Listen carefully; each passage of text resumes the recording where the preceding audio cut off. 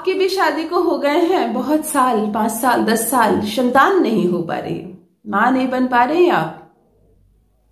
संतान तो हो गई आपको, संतान बहुत अच्छे से बड़ी भी हो गई, अब हाथ से निकल गए बच्चे, रोज लड़ाई झगड़े कर रहे हैं आपसे, आपका कहना नहीं सुनते, अब आप परेशान हो रही हैं, मैं क्या करूं कि मेरे बच्चे मेरे थोड़े काबू में रहें।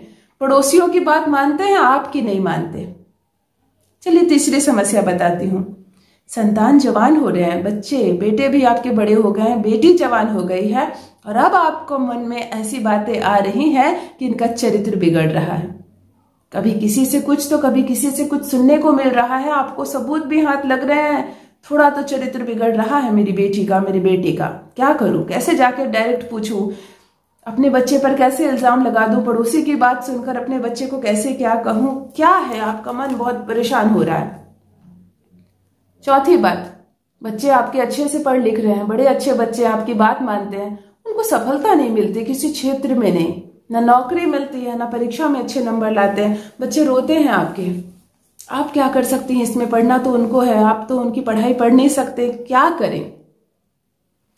यदि संतान से संबंधित इन सारी समस्याओं में कोई एक समस्या ने भी घेर लिया है आपको, तो आज का वीडियो है आपके लिए मेरी बहनों, मेरे भाइयों। सबसे पहले जान लीजिए मैं कौन हूं। नमस्कार दोस्तों, मैं हूं खुशबू सिंह, बहुत स्वागत, बहुत अभिनंदन करती हूं आप सबका अपने YouTube चैनल ज्योतिष ज्ञान में। कैसे हैं मेरे भाइयों, मेरी बहनों। मेरे कमेंट सेक्शन में जय माता दी, हर हर महादेव अवश्य लिखें, कोई भी समस्या हो मुझे लिखें, जितना हो सकेगा संभव होगा मैं जरूर उत्तर दूंगी। और एक बात बताती हूँ, बहुत लोगों को कमेंट्स में आ रहे हैं मौलवी जी से संपर्क करें, मौलाना जी से संपर्क करें, गुरु माँ से संपर्क करें।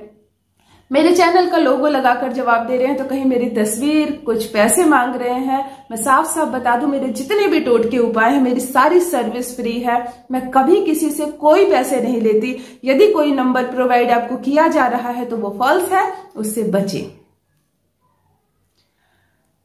क्या करें हम, सबसे पहली समस्या पर बात करते हैं। संतान नहीं हो रही है, शादी हो गई है, 5 साल हो गए, 10 साल हो गए, संतान प्राप्ति नहीं हो रही। आपकी कुंडली में जो 5वां घर होता है वो संतान का घर होता है, उसका स्वामी होता है गुरु। आप यदि ज्योतिष की कुछ बातों को, छोटी छोटी बातों को समझ जाएं, सीख जाएं, तो अपनी बहुत सारी समस्याओं को आप आसानी से हल कर सकते हैं। आपको किसी एस्ट्रोलॉजर के पास जाने की जरूरत नहीं पड़ेगी, अपनी कुंडली किसी पंडित जी से वॉच नहीं करवानी होगी। समझ लीजिए, घर का 5वां घर जो होता है कुंडली का, वह संतान का घर होता है, उसका स्वामी होते हैं गुरु।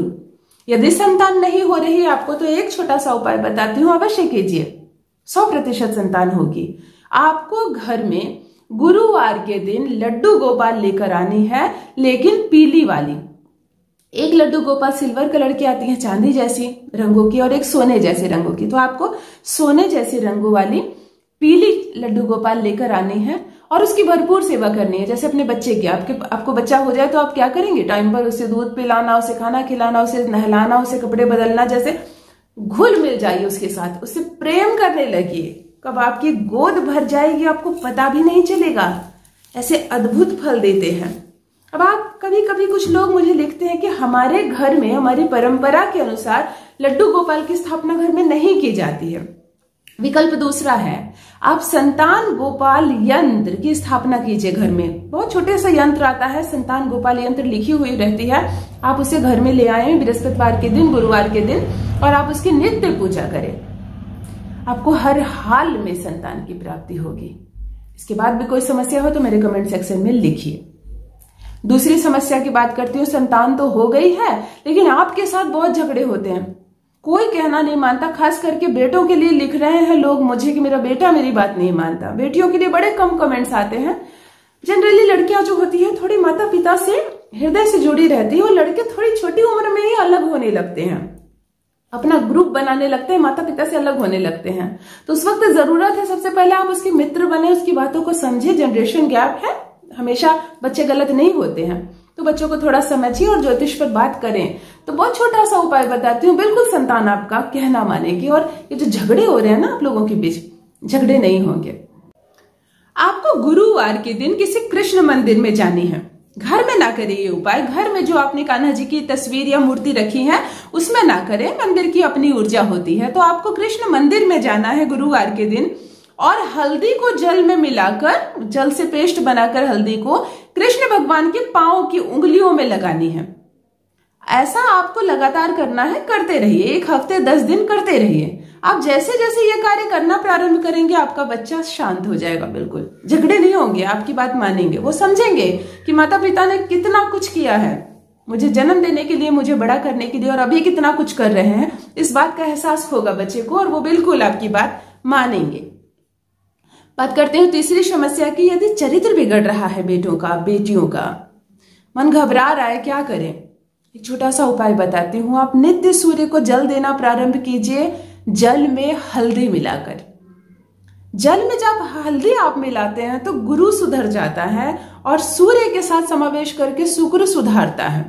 आप यदि संतान के लिए आप अपना पर्पस सूर्य भगवान को कहकर जल में हल्दी मिलाकर रोज उन्हें जल देने लगते हैं तो आपके बच्चों का चरित्र अच्छा हो जाता है, सुधर जाता है। वो बिल्कुल, अगर कोई गलत रास्ते में जाने भी लगा है तो वो भी, उसे एहसास होगा कि मेरे माँ बाप ने बहुत कुछ किया है मेरे लिए, मुझे इन रास्तों से बच कर रहना है। चलिए चौथी समस्या की बात करते हैं। आपके बच्चों को सक्सेस नहीं मिल रही, परीक्षा में भी अंक अच्छे नहीं आ रहे, जो पढ़कर तैयारी कर रहे हैं नौकरी की उनको भी नौकरी नहीं मिल रही अच्छे से, तब क्या करें? आप गुरुवार से प्रारंभ करके शिव मंदिर जाना प्रारंभ करें और भगवान शंकर पर पीले फूल यानी जो गेंदे का फूल होता है वो अर्पण करें और ओम नमः शिवाय का 108 बार जप करें। पीला फूल आपको केवल गुरुवार के गुरुवार ही चढ़ाने हैं, पर ओम नमः शिवाय का जप आपको हर दिन करना। उसके बाद आप हर दिन मंदिर जाइए, नहीं जा सकते घर में ओम नमः शिवाय का जप करें, पर अगले गुरुवार को फिर मंदिर जाओ और गेंदे का फूल भगवान शिव के जो शिवलिंग है शिवलिंग के ऊपर अर्पण करें। आपके बच्चे को हर क्षेत्र में, हर कार्य में सफलता मिलना प्रारंभ हो जाएगी। ये जो 5वां घर होता है संतान का, इसका स्वामी ही गुरु होता है और संतान जो स्पेशली जो खंड है संतान, इसके स्वामी सूर्य होते हैं। तो सूर्य और गुरु से संबंधित छोटे छोटे उपाय से आपको संतान संबंधी कष्टों से मुक्ति मिलेगी और संतान बिल्कुल अच्छी होगी, स्वस्थ होगी, आपका कहना मानेगी और हर कार्य में सफल भी होगी। जरूर करें इन छोटे छोटे उपायों को, अपना अनुभव मेरे कमेंट सेक्शन में अवश्य साझा करें। बस दोस्तों आज के लिए इतना ही। रखिए अपना ख्याल, रखिए अपनों का ख्याल। बहुत बहुत धन्यवाद।